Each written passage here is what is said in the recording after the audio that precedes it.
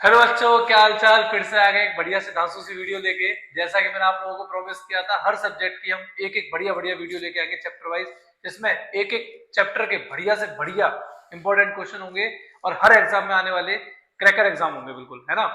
अब मैं सोनू सर को इन्वाइट करना चाहता हूँ आपकी वीडियो स्टार्ट करने के लिए। Please sir, comment. Okay, बच्चों, myself Sonu sir. Now today I'm teaching you chemistry. So please, तो 2025 का जो एग्जाम है वो बिल्कुल नियरली है और सभी बच्चों को ये पता होता है कि कहीं ना कहीं इतने वास्ट सिलेबस के अंदर हमें ना छोटा छोटा सा मटेरियल कुछ मिले जिसे हम पढ़ सकें। और हर किसी बच्चे के अंदर ये यही डिजायर रहती है कि वो चैप्टर वाइज क्या क्या क्वेश्चंस होने चाहिए। तो इस वजह से मैंने कुछ थोड़े से क्वेश्चंस हैं जो निकाले और जो सबसे ज्यादा हाईलाइट क्वेश्चन है और बोर्ड के अंदर वो क्वेश्चन ज्यादातर पाए जाते हैं। और उन्हीं क्वेश्चंस के अकॉर्डिंग में मैं आपको सबसे पहले चैप्टर नंबर 1 जिसका नाम है सॉल्यूशन, और वो क्वेश्चंस मैं आपको बताता हूँ। वन बाई वन उन क्वेश्चंस को देखना है। ये सारे के सारे क्वेश्चंस वो क्वेश्चन है जो एग्जाम के लिए काफी लीकेज पोर्शंस को करेंगे। तो बच्चों, let's start now chapter number 1 solution. Chapter number 1, you are looking on this board. Define molarity, abnormal molar mass, isotonic solution and hypertonic solution. अब बच्चों के अंदर ये चीज रहेगी कि चैप्टर नंबर 1 के अंदर जो क्वेश्चंस हमारे सामने फर्स्ट दिया गया है उस क्वेश्चन के अंदर यहाँ पर आइसोटोनिक है, हाइपरटोनिक, तो हाइपोटोनिक क्यों नहीं है? यही तो रीजन है कि वो क्वेश्चन जिसकी ज्यादा एक्सपेक्टेशन है उसमें सबसे ज्यादा मोलैरिटी, एबनॉर्मल मोलर मास। अब क्वेश्चन ये भी आता है कि मोलैरिटी क्यों नहीं दिया? कहीं ना कहीं 2025 और 24 के एग्जाम में अगर हम वेरिएशन शो करें तो वो वेरिएशन कैसे पता चलेगा? इन्हीं क्वेश्चंस के थ्रू वेरिएशन पता चलेगा, क्योंकि पिछले एग्जाम में और इस एग्जाम में कहीं ना कहीं कोई चेंजेस तो होगा। बोर्ड भी हर बार क्वेश्चन चेंज करके देता है, सीरीज वाइज चेंज करके देता है, और उन्हीं क्वेश्चंस में पहला क्वेश्चन आपके सामने है। इस क्वेश्चन में मोलैरिटी और मोलैलिटी, मोलैलिटी जो कि लास्ट से पूछी जा चुकी है, अब इस बार जो एक्सपेक्टेड क्वेश्चन है वो मोलैरिटी का है। और आप लोगों को स्टार्टिंग में ही, क्योंकि इस समय जो बच्चे अधिकतर है ना वो सभी सिलेबस को कंप्लीट कर चुके होते हैं, और सिलेबस कंप्लीट करने के बाद बच्चे का एक ही डिजायर रहता है कि कुछ छोटे क्वेश्चन है, तो उसी वजह से मैंने ये क्वेश्चन आपको निकाले हैं। अब उनको आप चेक करिए कि कैसे कैसे क्वेश्चन निकाले हैं। मोलैरिटी, जिसमें आप कैपिटल एम रिप्रेजेंट करेंगे, एब नॉर्मल मोलर मास जो आप एसोसिएशन डिसोसिएशन के लिए यूज करेंगे, आइसोटोनिक जिसके अंदर आपको ये पढ़ना है कि इसमें जो कंसंट्रेशन पार्ट है यानी कि जो ऑस्मोटिक प्रेशर है वो कैसे सेम रहता है, और यहाँ पर हाइपरटोनिक और हाइपोटोनिक दोनों में ही हाइपरटोनिक ज्यादा इंपॉर्टेंट क्वेश्चन है। तो I think the first question, इसमें से कोई दो क्वेश्चन आपसे पूछे जाने हैं और जिनकी मार्किंग 2 है। अब now the next question, question number 2, Henry law. Very nice question. इस क्वेश्चन को हम लोग राउट्स लॉ से बहुत ज्यादा कंपेयर करते हैं। हेनरी लॉ के बारे में अधिकतर क्वेश्चंस उसके एप्लीकेशंस के बारे में पूछे जाते हैं, लेकिन मेरा अपना मानना ये है कि जो हेनरी लॉ है उसकी डेफिनेशन के साथ साथ उस पर जो टेम्परेचर का इफेक्ट है, P इज इक्वल टू के एच एक्स, तो यहाँ पर जो आप P इक्वल टू के एच एक्स लगाएंगे उस पर टेम्परेचर का इफेक्ट दिखाना होगा, क्योंकि इसकी जो एप्लीकेशन है उसमें एक चीज ऐसी है जो कि आपको पॉन्ड्स और फेसिस के बारे में क्वेश्चन देगी, जो ये बताएगी कि किस तरह टेम्परेचर उस गैस के अंदर इफेक्ट डालता है, solubility of gas in liquid. और वैसे भी इस क्वेश्चन की जो क्वांटिटी है वो 2 मार्क्स की है बोर्ड के लिए, और 2 मार्क्स के क्वेश्चन में मैंने ये ऑब्जर्व किया है बच्चों कि आपको कोई एक एग्जाम्पल देना पड़ेगा, और वो एग्जाम्पल अधिकतर वो फिशेस वाला है, क्योंकि फिशेस जो होती हैं वो किस तरह वार्म वाटर में सर्वाइव नहीं कर पाती हैं और कोल्ड वाटर में ज़्यादा अच्छा फील करती हैं, वो इसी से रिलेटेड के क्वेश्चन है। और इस क्वेश्चन को आप लोग 2 मार्क्स के लिए यहाँ पर इस तरह पढ़ के जाएंगे। Next question for you, question number 3, routes law.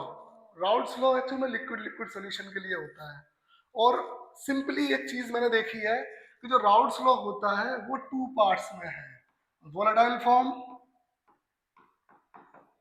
और नॉन वोलेटाइल फॉर्म। अब वोलेटाइल फॉर्म का तो मैंने क्वेश्चन लिख दिया, तो तुम आप क्वेश्चन ये करोगे कि सर वोल्टाइल भी है नॉन वोल्टाइल भी, तो नॉन वोल्टाइल तो नहीं लिखा है। बेटा नॉन वोलेटाइल से न्यूमेरिकल की कंसिस्टिंग होगी, जबकि वोलेटाइल से डेरिवेशन जनरेट होगा। और वोलेटाइल के अंदर आपको क्या करना पड़ेगा कि जो पी टोटल लेना पड़ेगा वो P A plus P B, फिर उसके अंदर आपको ऑब्जर्वेशन करना पड़ेगा, क्योंकि हर एक चीज हर एक बच्चा लगभग लगभग पढ़ ही चुका है। और बेसिक बात यह है कि हम जब पूरे सिलेबस को पढ़ चुके होते हैं, उसके बाद हमें जब वो क्वेश्चन मिलते हैं तो केमिस्ट्री के सिनेरियो में ये बताया गया है कि इसके अंदर उतना ही क्वेश्चन का आंसर देना है जितना क्वेश्चन पूछा गया है। अगर हम उसमें एक्स्ट्रा कुछ थोड़ा लिखने की कोशिश करते हैं तो वो ज़्यादा अच्छा बेस्ट रिजल्ट नहीं दे पाता है। तो इसमें जो मोस्टली हमें लिखना होगा वो लिखना होगा कि किस तरह राउट्स लॉ लिक्विड लिक्विड पर बेस्ड है, और लिक्विड लिक्विड पर बेस्ड होने के बाद किस तरह ये एक तरह से ड्राइव करवाता है अपने आप को। यही एक क्वेश्चन होगा, थोड़ा सा आपको इसमें डायग्रामेटिक कंडीशन यूज करनी पड़ेगी, और वो कंडीशन इस तरह होगी P A and P B, that P total निकालने के लिए P A plus P B. Next question, अभी तक मैंने आपको क्वेश्चन 3 बताए, तीनों क्वेश्चंस के अंदर आपने एक चीज ऑब्जर्व करी कि आप जो इतना बड़ा चैप्टर उसे आप कितने शॉर्ट में आराम से क्वेश्चन वाइज खत्म करेंगे। ठीक है, तो नेक्स्ट क्वेश्चन पे हम लोग आते हैं। Question number 4, vapour pressure, vapour pressure of a solvent affected when a non-volatile solute is dissolved in that। अरे भाई सिंपल सा सिनेरियो है, मैं अभी किसी भी गैसेस को किसी कंटेनर में फिल कर देता हूँ। ठीक है बच्चों, अगर वो मैंने कंटेनर में फिल करी है, किसी लिक्विड को मैंने इस तरह उसमें लिक्विड भरा है जो कि वोलेटाइल है, वोलेटाइल मतलब पेट्रोल ले लिया मैंने। पेट्रोल लेने के बाद जब मैं उसके ऊपर कोई भी नॉन वोलेटाइल सॉल्यूट डालूंगा तो एक बेसिक बात है बच्चों, वेपर प्रेशर पहले वाले वोलेटाइल फॉर्म में ज्यादा थी। अब हमने करा क्या, उसमें डाल दिया नॉन वोलेटाइल, नॉन वोलेटाइल की वजह से जो वेपर प्रेशर यानी कि जो वेपर निकल रही थी वो रिड्यूस हो गई। अब सिंपल है, किसी के ऊपर किसी को लाद दोगे तो क्या होगा, सिंपल यार, वो दब जाएगा। तो यानी कि ये जो कंडीशन है ये शो करती है कि किस तरह एक वोलेटाइल सॉल्यूट पर जब नॉन वोलेटाइल कोई सॉल्यूट यूज किया जाता है तो वो जो सिनेरियो जनरेट होता है, वो जो सॉल्यूशन का जो वेपर प्रेशर होता है वो उस मेन सॉल्यूशन से कम होता है। तो इस चैप्टर के अंदर यानी इस चैप्टर में जो ये वोलेटाइल वाला पार्ट है जो राउल्ट्स लॉ से लिया जाता है वो इस तरह के क्वेश्चन से लिया जाता है, और हमें नॉन वोलेटाइल सॉल्यूट को किस तरह डिसॉल्व करने पर जो प्रेशर होता है ए का वो प्रेशर सॉल्यूशन से रिड्यूस कर दिया जाता है। ये अपना जो ए वाला पार्ट है वो बढ़ जाता है, क्योंकि हमारे पास जो पी ए होता है वो पी नॉट ए और एक्स ए, और इसी तरह जो पी बी होता है वो P not B X B, लेकिन यहाँ पर जो X A plus X B है वो X B is equal to 1। अब इसमें जो एक्स ए है वो 1 माइनस एक्स बी हो जाता है। अब आपके पास जो सॉल्यूट है बी, जो सॉल्यूट है वो आपका नॉन वोलेटाइल है, और नॉन वोलेटाइल सॉल्यूट की एक सिचुएशन होती है कि जब हम किसी भी प्रेशर टोटल पर P A plus P B लेंगे तो हमारा जो पी बी है बहुत ही है ना बहुत शॉर्ट वेपर में कन्वर्ट हो रहा है। इस वजह से यहाँ पे जो टोटल है वो पी ए के बराबर ही रह जाता है। ये सिचुएशन हमें इसके अंदर देनी होती है। तो बच्चों इस तरह आप लोग इस क्वेश्चन पे थोड़ा सा ड्राइव करेंगे और आगे बढ़ाएंगे। तो नेक्स्ट क्वेश्चन,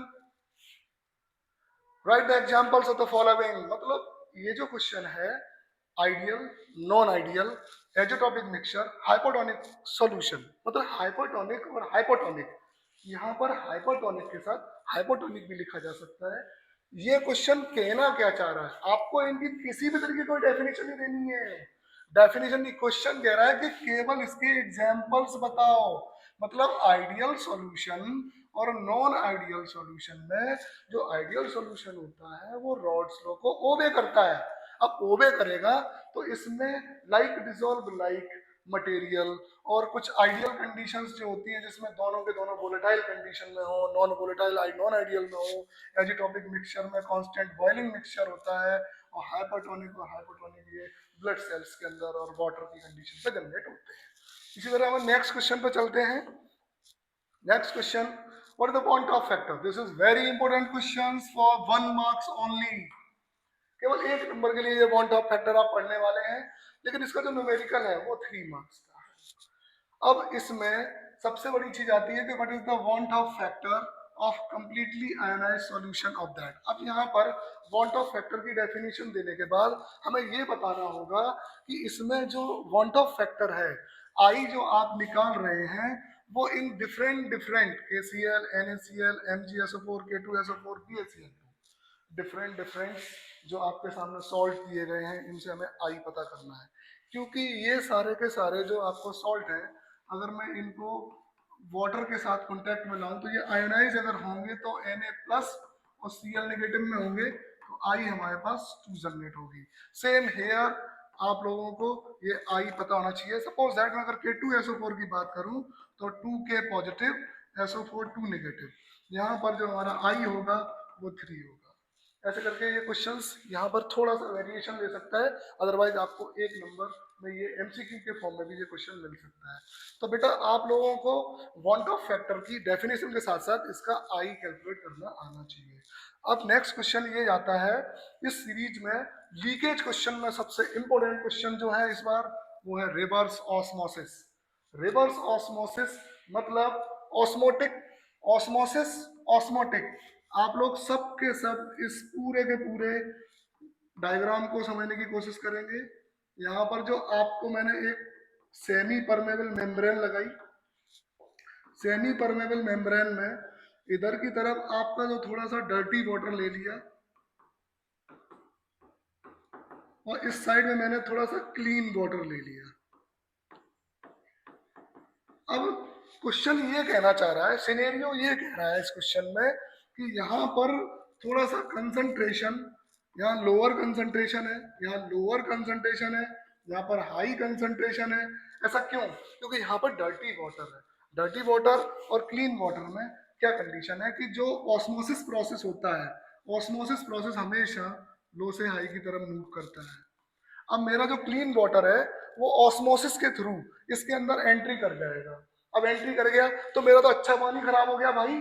इतनी पानी की किल्लत में भी हम लोग है ना अपने अच्छे पानी को बर्बाद कर रहे हैं, कहीं को बर्बाद करेंगे, समझ गए ना?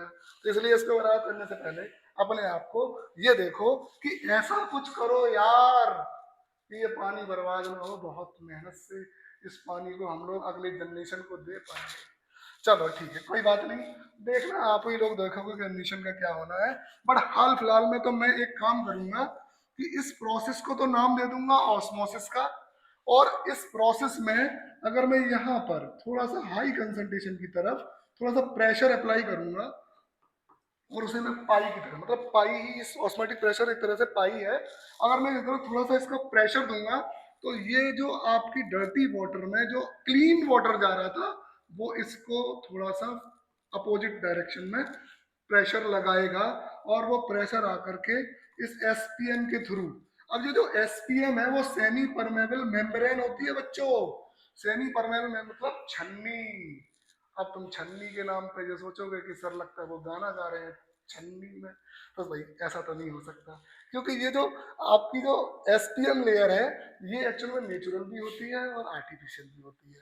तो सिंपली यार छन्नी को उस गाने से तो ऐड करने की कोशिश मत करो, क्योंकि अपन लोगों को तो ये खूब अच्छी तरह से पता है कि ये छन्नी सुबह सुबह हमें चाय पिलाती है, लेकिन यहाँ पर भी वही एक छन्नी है जो कि पर्टिकुलरली एक आरओ पास, मतलब आरओ जो होता है, वैसे तुमने आरओ का नाम अगर सुना होगा तो उसमें हमारी हनुमाली दीदी जी आती हैं, वो क्या कहती हैं, आरओ, कैंट आरओ, मतलब वही एक आरओ के बारे में बताना चाह रहा हूँ। लेकिन उससे पहले कुछ हमें टॉपिक समझाने होते हैं, जैसे कि ऑस्मोसिस क्या है, ऑस्मोटिक प्रेशर क्या है, रिवर्स ऑस्मोसिस क्या है, इनके बारे में पता होना बहुत जरूरी है।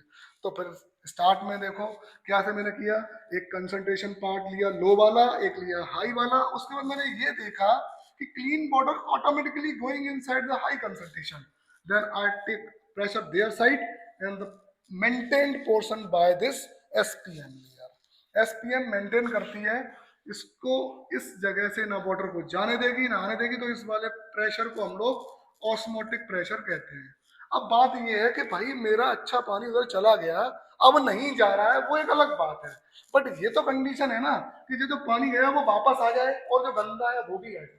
इसका मतलब मैं इसमें कुछ एक्स्ट्रा प्रेशर अप्लाई करूंगा और वो एक्स्ट्रा प्रेशर यानी कि उस ऑस्मोटिक प्रेशर पे लगाया हुआ प्रेशर है, यानी कि एक को दबाने के बाद एक और दबा देना है जोर से, जिससे कि ये जो आपका dirty water plus clean water निकल के इस वाले कंटेनर में आ जाएगा।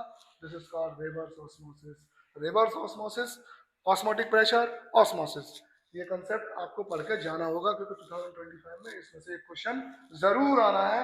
ठीक है, next question. Ethylene glycol is added to the antifreeze fluids in radiators of car। अरे भाई, कार का नाम सुन के तो ये पता चलता है कि करना क्या है। अगर सपोज दैट ये जो एथिलीन ग्लाइकोल है अगर ये अपनी लाइफ में नहीं होता तो हम जहां भी जाते ना तो बाल्टियां भर भर के पानी ले जाते और पानी को डालते डालते उस रेडिएटर को कब तक ठंडा करते, बड़ी परेशानी। इस चीज को देखते हुए हम लोगों को एथिलीन ग्लाइकोल इस तरह से कूलेंट की तरह यूज करते हैं कार के अंदर। और ये जो कूलेंट है ये हमारी कार को हमेशा टाइम टू टाइम ठंडी करती रहती है। जब हम लंबे रूट पे भी जाते हैं तब भी ये हमें बचाता है। तो यानी कि एथिलीन ग्लाइकोल एक तरह से आपके डेल्टा टीवी, मतलब डेल्टा टीवी जो है वो केबी मोलैलिटी बॉइलिंग पॉइंट वाले एबोलियोस्कोपिक कांस्टेंट वाले पोर्शन में ये टॉपिक आपका इंक्लूड है। और इस क्वेश्चन का आंसर आपको सिंपली ये लिखना है कि जो कोल्ड कंट्रीज होती हैं उसमें एंटी फ्रीज की तरह क्यों काम करता है, क्योंकि जो गाड़ियां होंगी अगर उसके अंदर ये कूलेंट आपका फ्रीज हो जाएगा तो उस गाड़ी का जो पूरा का पूरा पोर्शन, यानी कि कार के अंदर जो इंजन है सबसे इंपॉर्टेंट पार्ट होता है बच्चों, समझो वो पूरा का पूरा बेकार हो जाएगा। इस सिचुएशन को आप कैसे लिखेंगे ये आप पढ़ लीजिएगा। Next point, molecular masses of polymeric proteins are more often determined by the measuring agent osmotic pressure give two regions। आपको दो रीजन देने हैं, थोड़ा सा आपको यहाँ पर ये बताना है कि किस तरह पॉलीमेरिक जो प्रोटीन्स होते हैं वो more determined by measuring as osmotic pressure. अभी मैंने ऑस्मोटिक प्रेशर में I is equal to CRT, तो आप इस वाले पोर्शन को जब आप पढ़ रहे थे तो वहां पर जब हम किसी रिवर्स ऑस्मोसिस को जब पढ़ रहे थे और ऑस्मोटिक प्रेशर पढ़ रहे थे वगैरह वगैरह, वो इसी से रिलेटेड आपको एक क्वेश्चन है। इसकी क्वेश्चन की जो क्वांटिटी है आई थिंक वो 2 मार्क्स की है, ये 2 नंबर में क्वेश्चन आपको मिल सकता है। और अगर ये क्वेश्चन 2 नंबर में नहीं मिलता है तो यहाँ से इस क्वेश्चन को अगर मैं कट करूं तो ये वाला पूरा पोर्शन असर्शन या रीजन में मेंटेन कर लेगा। तो बच्चों जरूरी नहीं है कि जो मैं क्वेश्चन आपको बता रहा हूँ वो क्वेश्चन इसी फॉर्म में आएगा, उस फॉर्म को हम किसी दूसरे टर्म में भी यूज कर सकते हैं। तो बेटा इस क्वेश्चन का असर्शन रीजन से भी बहुत कड़ा रिलेशन है, तो इस क्वेश्चन को आप पढ़िएगा। नेक्स्ट क्वेश्चन, अब मुझे इस सिंपल सा इस क्वेश्चन के अंदर एक अरेंजमेंट करवाना है। अरेंजमेंट में तो इस समय बहुत सारे क्वेश्चंस हैं लेकिन इस चैप्टर से भी बहुत मैंने एक अच्छा सा अरेंजमेंट निकाला है, उसको देखिएगा। First of all, the question is there, arrange the depression of a freezing point of water. Observe for the same molar concentration of acetic acid, trichloroacetic acid and the trifluoroacetic acid. Means question ये कहना चाह रहा है कि जो CH3 COOH है, this is the acidic acid, trichloroacetic acid तो means COOH and the trichloro and the next trifluoroacetic acid।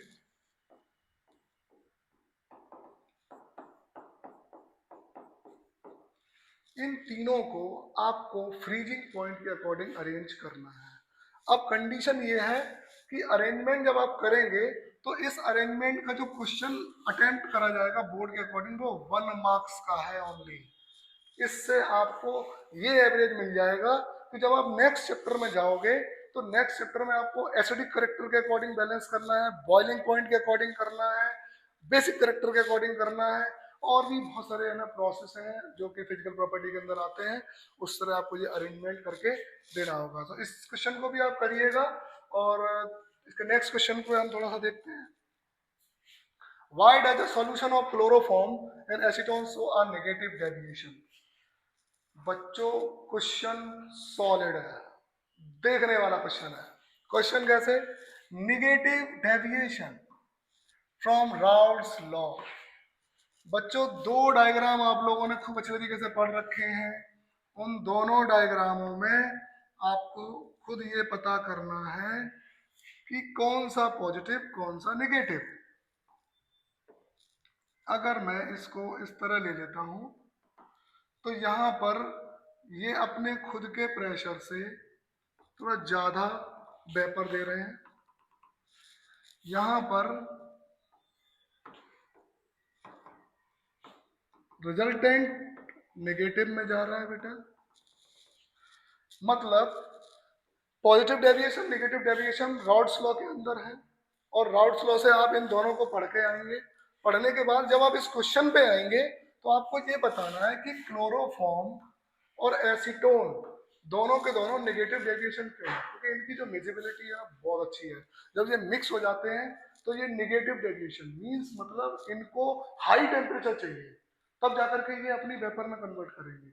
इसलिए इस क्वेश्चन को अपन लोग क्लोरोफॉर्म और उसमें पॉजिटिव नेगेटिव डेविएशन की अलग अलग थीम, अगर सपोज दैट कोई क्वेश्चन यहाँ चेंज होता है, भाई लीग सीरीज है तो क्वेश्चन में थोड़ा सा बदलाव हो सकता है बच्चों, बट मेरे एक्सपेक्टेशन के अकॉर्डिंग जो मैं क्वेश्चन आपको दे रहा हूँ वो आप 24 क्वेश्चंस को करके जाइए, उसमें भी न्यूमेरिकल्स। अगर आप इस चैप्टर में जाएंगे तो न्यूमेरिकल बहुत सारे हैं, लेकिन मैंने जो तुम्हें न्यूमेरिकल देने वाला हूँ बहुत अच्छे न्यूमेरिकल हैं, उन्हें आप करिएगा फिर मुझे आप उससे काफी बेनिफिट आप लेते हुए पाएंगे।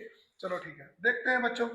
सॉल्यूशन ऑफ क्लोरोफॉर्म में आप नेगेटिव डेविएशन को वेरिएशन देंगे तो यहाँ टेम्परेचर आपको हाई करना पड़ेगा, तब ये वेपर में कन्वर्ट, क्योंकि इनके बीच में नेगेटिव डेविएशन है, ये बहुत ही अच्छे तरीके से मिक्स हो जाते हैं। ठीक है, next question,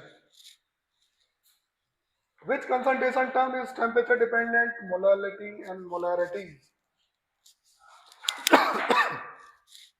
Simply molality and molarity.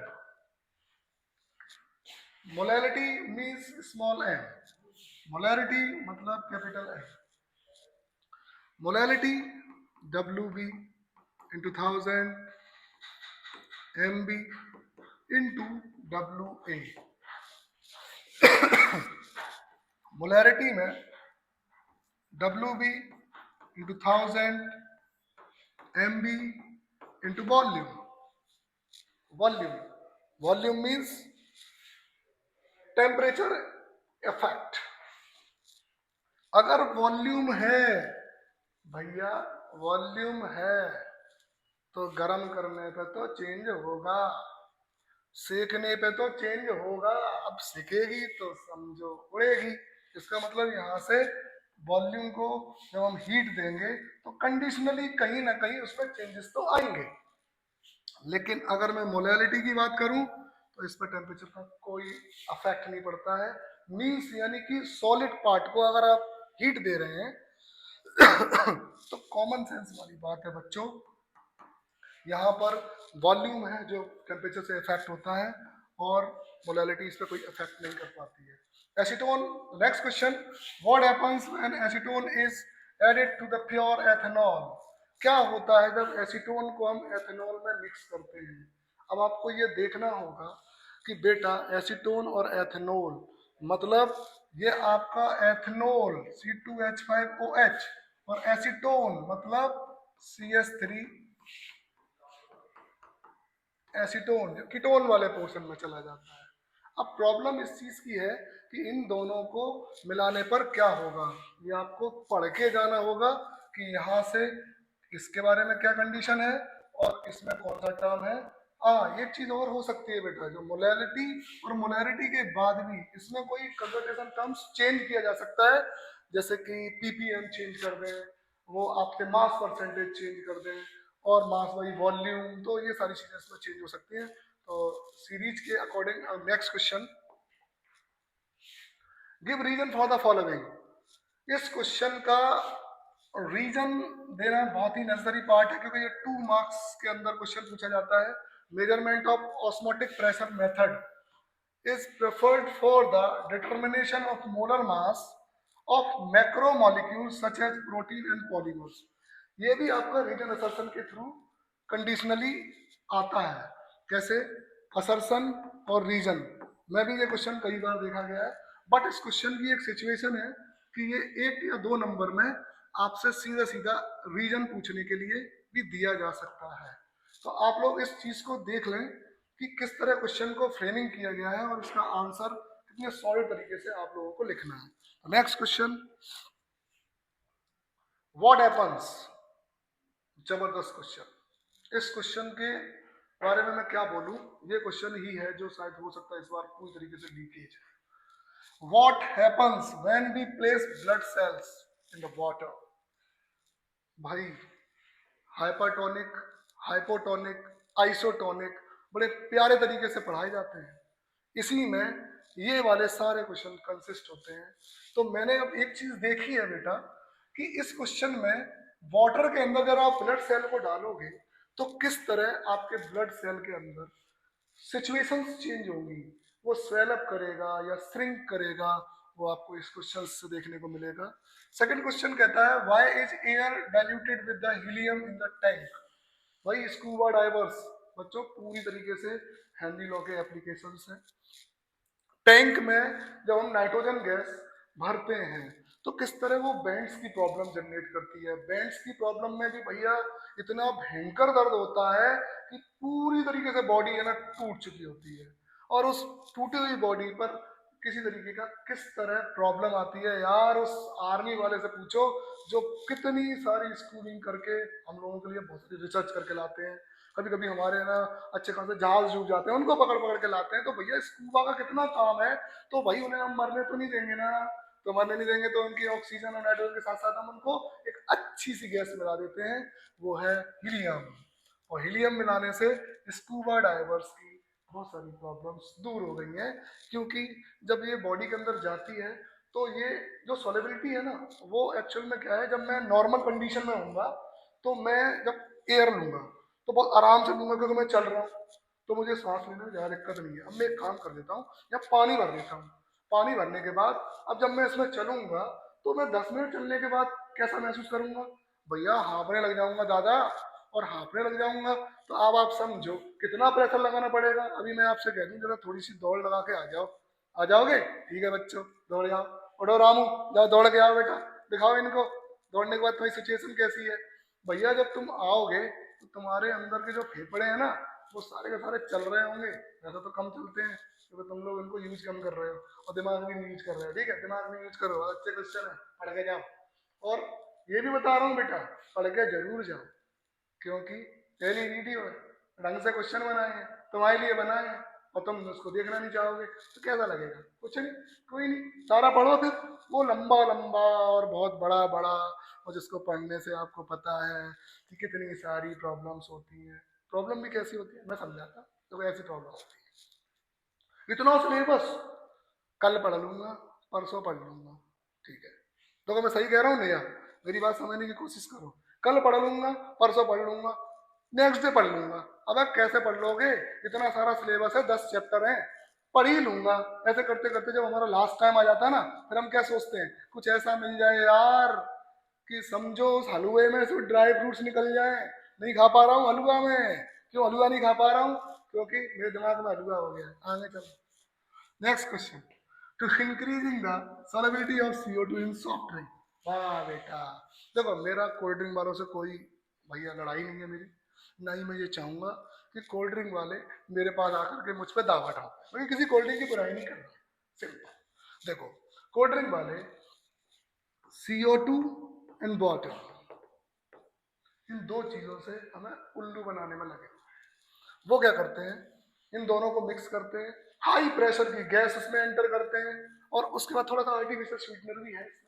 तो मिक्स करने के बाद वो क्या करते हैं कि इसको फ्रीजर में लगा देते हैं, और फ्रीजर में लगाने के बाद पता क्या होता है, हम लोग जब जाते हैं, अंकल जरा एक कोल्ड ड्रिंक निकालना, cold drink, uncle uncle cold drink निकालो। अंकल ने कोल्ड ड्रिंक निकाली, थोड़ी कम ठंडी थी। यार राजू, मैंने तो तुझे उस दिन कोल्ड ड्रिंक पिलाई थी, तू समझ जाना बात को यार। उस दिन वो जो कोल्ड ड्रिंक दी थी कितनी ठंडी थी, और ठंडी देने के बाद तेरे अंदर डकार आई थी ना ओ वाली, कैसा लग रहा था? अच्छा लग रहा था ना? हाँ, तो समझ जाओ कि भैया वो जो डकार आई थी उसका रीजन क्या था, कि जो गैस थी वो बॉडी के अंदर चली गई, और जब गई ना तो गले से नीचे उतरने से पहले वो रिटर्न हो गई, क्योंकि उसकी सॉलिबिलिटी टेम्परेचर के अगेंस्ट है। यानी कि अगर आप उसे ठंडा कर रहे हो तो सॉलिबिलिटी बहुत अच्छी है, बहुत अच्छी है, लेकिन जब आप पी रहे हो ना तो बॉडी में रेस्पिरेशन एक्सोथर्मिक रिएक्शन होती है। 10th क्लास में पढ़ के आए हो, ठीक है? अभी तुम 12th में चल रहे हो तो 12th के लिए हिसाब से पढ़ो, समझ गए ना? ठीक है, आगे देखो, मैं थोड़ा तुम्हें भावनाओं में बहा रहा था ना, तुम लोग बह गए, इसलिए सॉफ्ट ड्रिंक पे आओ। कोल्ड ड्रिंक सॉफ्ट ड्रिंक, वैसे तो तुम्हारा इससे बहुत अच्छा रिलेशन है, तुम लोग सॉफ्ट ड्रिंक कोल्ड ड्रिंक काफी लोगों को पिलाते रहते हो मार्केट में, मैंने कई बार ऑब्जर्व भी किया है। और आई थिंक मैं ज्यादा ओपन भी नहीं करना चाहूंगा, ठीक है ओके टॉपिक पे हाँ यार, ठीक है। सॉफ्ट ड्रिंक, सॉफ्ट ड्रिंक का मतलब यहाँ पर जो CO2 है वो इसलिए भरी जाती है क्योंकि ये जो गैस होती है ये मोस्टली आपकी बॉडी में इनर साइड में जाकर के और तुरंत रिटर्न होती है, क्योंकि इसका स्टेबल पार्ट अंदर बॉडी में नहीं है, इसलिए ये एक साथ बैल्च मतलब डकार बन के बाहर आती है। जैसे हम कोल्ड ड्रिंक के बारे में हम क्या आउटपुट देते हैं पता है आपको, बहुत बढ़िया कोल्ड ड्रिंक थी अंकल, पूरे पैसे वसूल हो गए, लेकिन शादियों में जाकर तुम पूरा पी जाते हो हैं, तब नहीं बोलते ठीक है कोई बात नहीं देख लेना। तो सोडा वाटर और बोतल बोतल ये सील करते हैं हाई प्रेशर से, इसका रीजन ही यही है कि ये हेनरी लॉ पे बेस्ड है और उसके एप्लीकेशन पे है, इस पे देख लेना। Out of 1 molar glucose and 2 molar glucose which one has higher boiling point and why. Question बहुत इंपॉर्टेंट है, लेकिन इस वाई को लगाने से पहले मुझे ये बताना होगा कि which one has higher boiling point. देखो भैया सिंपली यार एक छोटी सी बात है, एक कॉलिगेटिव प्रॉपर्टी पार्ट है, colligative property, colligative property, colligative property मतलब यार कॉलिगेटिव प्रॉपर्टी को समझाने का एक सबसे बढ़िया सिनेरियो मेरे पास है, मैं तुम्हें बताता हूँ। एक टैबलेट है पैरासीटामोल, उसके बारे में सबने सुना है, सभी खाते हैं, सबको बुखार वुखार आता है तो वो खा ही लेते हैं। तो मैं एक काम करता हूँ, एक पैरासीटामोल है और एक पैरासीटामोल में मैं और अंकित दोनों ही एडजस्ट होने वाले हैं। तो क्या बोला मैंने, मैंने बोला मुझे फीवर है, मैंने भी पैरासीटामोल खाई, अंकित को फीवर है, अंकित ने भी पैरासीटामोल खाई। अब भाई पैरासीटामोल खाने के बाद ये तो नहीं हमने सोचा ना कि उसमें कितने नंबर ऑफ पार्टिकल मतलब कितनी टैबलेट बॉडी में गई, भाई आधी, आधी से मतलब नंबर ऑफ सॉल्यूट पार्टिकल बहुत कम थे यार, और वो बॉडी में जाकर के उसको रिड्यूस नहीं कर पाए। मतलब आपके पास इसी चीज से लेकर के भी ये मेरा टॉपिक जो है वो इसी से कुछ रिलेटेड है, जो 2 मोलर ग्लूकोज है और 1 मोलर ग्लूकोज है, इसमें जो पार्टिकल है यानी कि जो मोलैरिटी बढ़ रही है वो नंबर ऑफ पार्टिकल पे डिपेंड करती है। इस वजह से हम लोगों को 1 मोलर और 2 मोलर ग्लूकोज में ये बात पता करना होता है कि कौन बेस्ट बॉइलिंग पॉइंट देगा। तो सिंपली यार कॉमन सेंस है, अगर मैं ज्यादा बॉइलिंग बनाना चाह रहा हूं तो मुझे उसकी मोलैरिटी भी ज्यादा चाहिए, so the 2 molar glucose is the best answer for that question. The next numerical. देखो बेटा सबसे बड़ी प्रॉब्लम इस चैप्टर की यही है कि इस पूरे चैप्टर में 3 न्यूमेरिकल बोर्ड के अंदर आते हैं। अब आप कहोगे सर इतने सारे न्यूमेरिकल में आपने केवल 3 न्यूमेरिकल 4 न्यूमेरिकल की बात कर रहे हैं, ठीक है मैं बात कर रहा हूँ बेटा, मैं आपको पहले से ही पॉइंट आउट कर देता हूँ, क्वेश्चन के सिस्टमेटिक अरेंजमेंट से मतलब नहीं है। आप अगर पूरे क्वेश्चन पढ़ रहे हैं तो उसमें एक काम करिए, मैं आपको बताता हूँ, getting a high experience. I'm telling you regarding your questions related to numericals. बेटा टॉपिक में सबसे पहला टॉपिक आता है हेनरी लॉ, जिसका एक न्यूमेरिकल कंफर्म आना है। दूसरा न्यूमेरिकल आता है elevation in boiling point and the depression in freezing point. Sure एक numerical 3 marks in the board. अब कहोगे सर ये सारे न्यूमेरिकल तो हमने लगा लिए हैं, ठीक है बेटा लगा लिए होंगे क्योंकि ये जो सीरीज में दे रहा हूँ इसका रीजन क्या है कि आप लोग पूरा सिलेबस खत्म होने के बाद एक बार दोबारा सिलेबस खत्म करने के बाद जब आप इसको लास्ट पॉइंट देने वाले हैं यानी कि बोर्ड क्रैश करने वाले हैं, तो आपको क्या चाहिए, ऐसे क्वेश्चंस चाहिए जिन्हें आप करके जाएं। इसी वजह से मैंने ये सीरीज बनाई है। मेरा यहाँ पर और कोई सिनेरियो नहीं है जो क्वेश्चन में फालतू के ऐड कर दूं, वो मेरा नहीं है सिनेरियो। सिनेरियो केवल ये है कि आप लोगों को वो क्वेश्चन लगा के जाने हैं जो रियलिटी ही बोर्ड में आते हैं, पी बाई क्यू से इसका कोई रिलेशन नहीं है। ये क्वेश्चन 2025 एक्सपेक्टेड है जो आप लोगों को करने होंगे, ठीक है। तो बेटा इस क्वेश्चन को आप देखिए, सबसे पहली चीज है कोई भी क्वेश्चन अगर आप सॉल्व करें तो उसमें ये देखिए कि पहले तो वो राउल्ट्स लॉ पे ओबे करवा रहा है, सेकेंडली इथाइल एसीटेट है, वेपर प्रेशर से रिलेटेड है। अब वो ओबे करवा रहा है तो राउल्ट्स लॉ में P total P A plus P B वाले से रिलेशन होगा, तो यहाँ पर P not A X A P not B X B.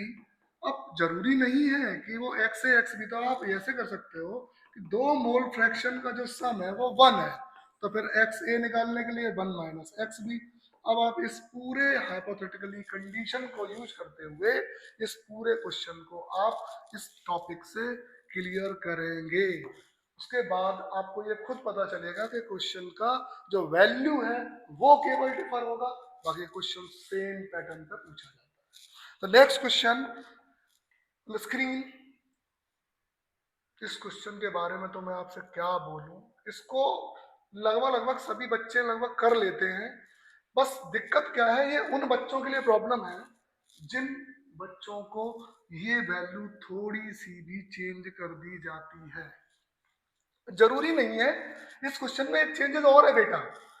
बच्चियों, मेरा एक छोटा सा आपसे सजेशन है, किसी भी क्वेश्चन को करें तो आप ये नहीं सोचेंगे कि मैंने आपको जो सीरीज दी है उसमें सर यहाँ पर 4 मोल अगर मैंने दिए हैं, तो रियली बता रहा हूँ बेटा यहाँ पर 3 मोल भी हो सकते हैं।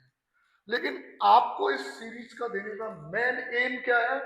This is the one and the best aim for giving these questions to you, to detect those questions which you will get in your examination 2025.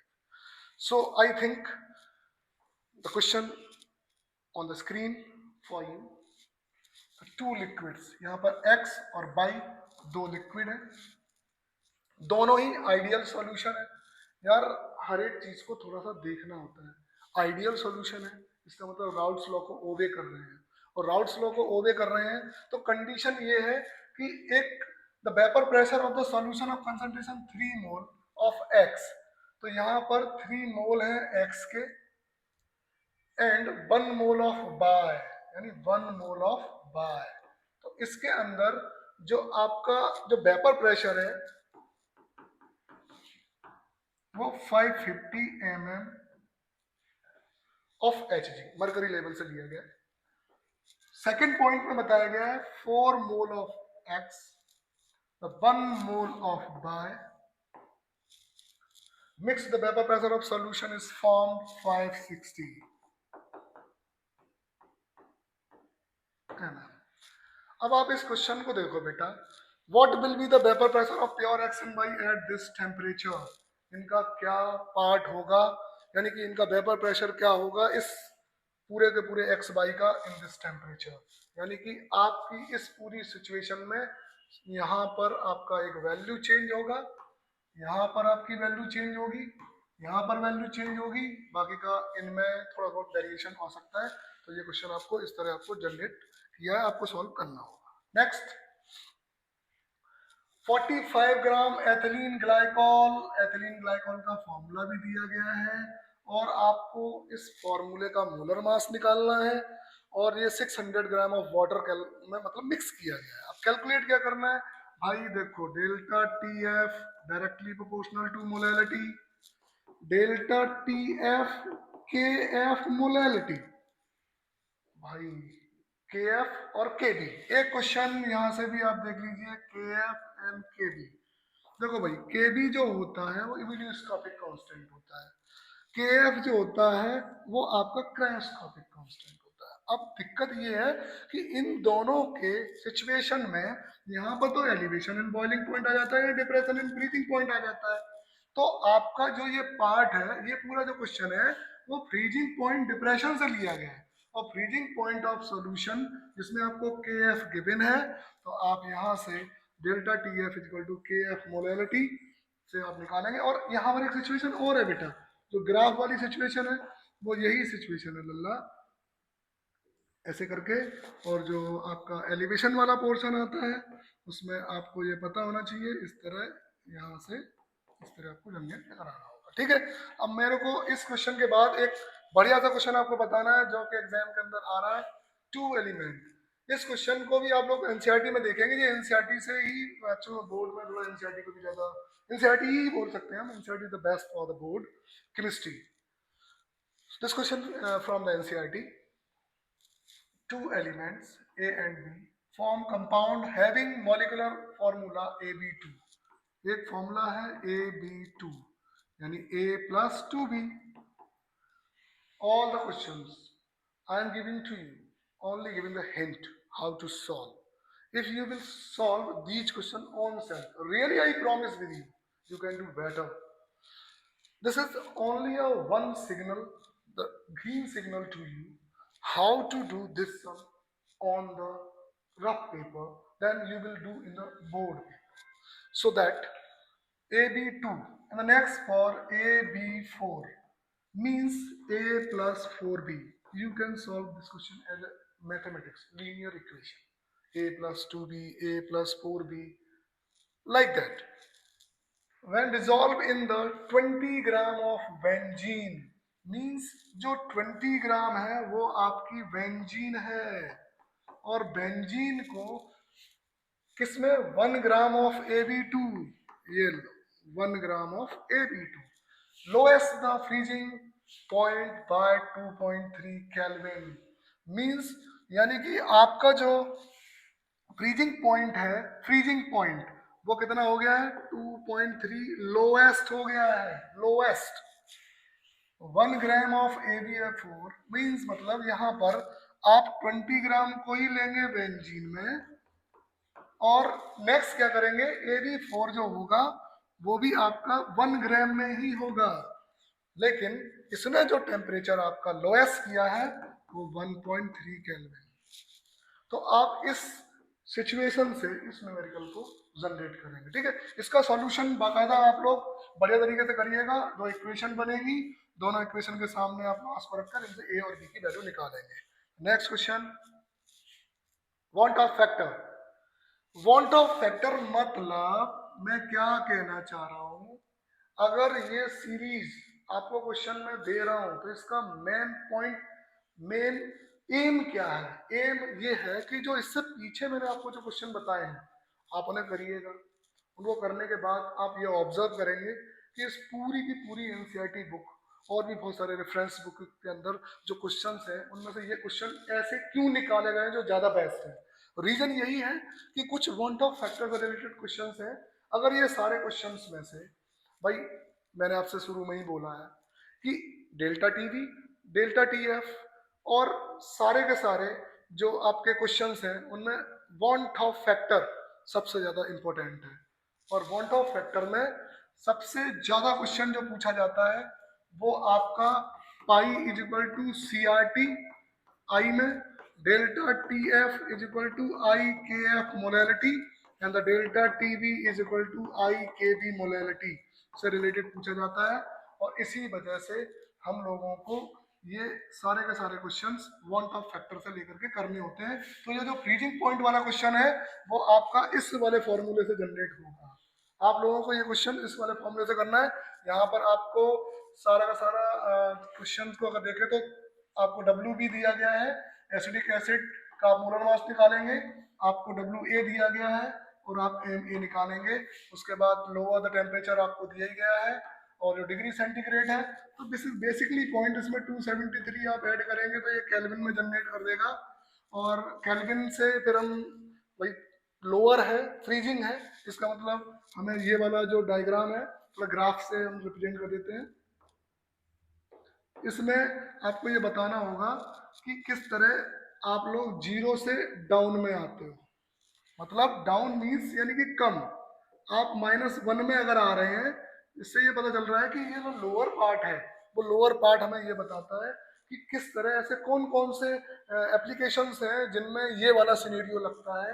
यानी कि वांट ऑफ फैक्टर तभी लगाया जा रहा है जब कहीं ना कहीं किसी एसोसिएशन या डिसोसिएशन में चेंजेस हुआ होगा, यानी कि या तो बेंजीन एसिटिक एसिड में हुआ होगा तो उसकी एसोसिएशन कंडीशन आई होगी, अगर कोई डिसोसिएशन हुआ होगा तो किस तरह पार्ट्स टूटे होंगे, ब्रेकिंग हुई होगी, ठीक है।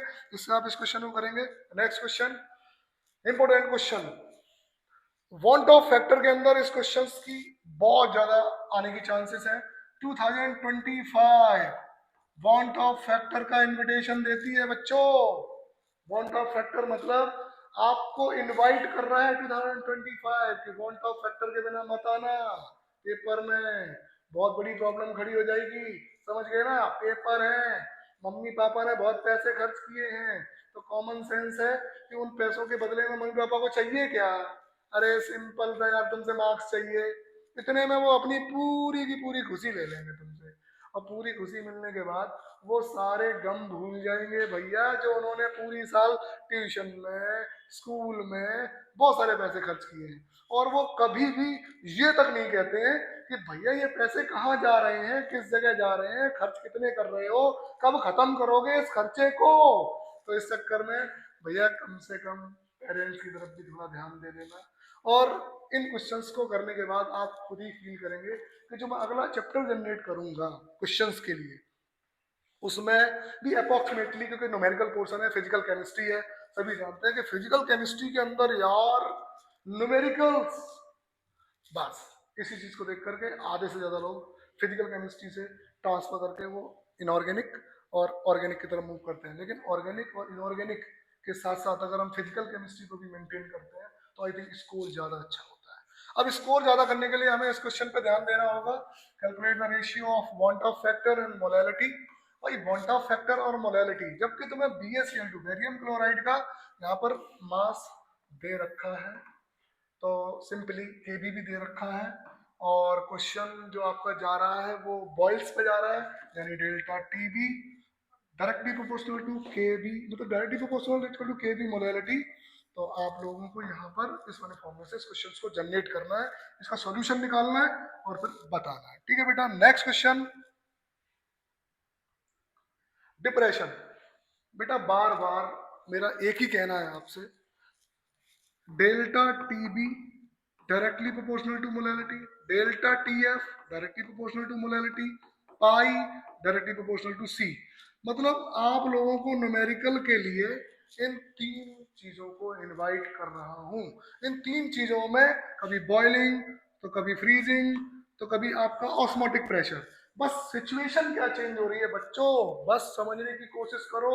ये वांट ऑफ फैक्टर, ये वांट ऑफ फैक्टर और डिसोसिएशन कांस्टेंट और डिग्री ऑफ डिसोसिएशन।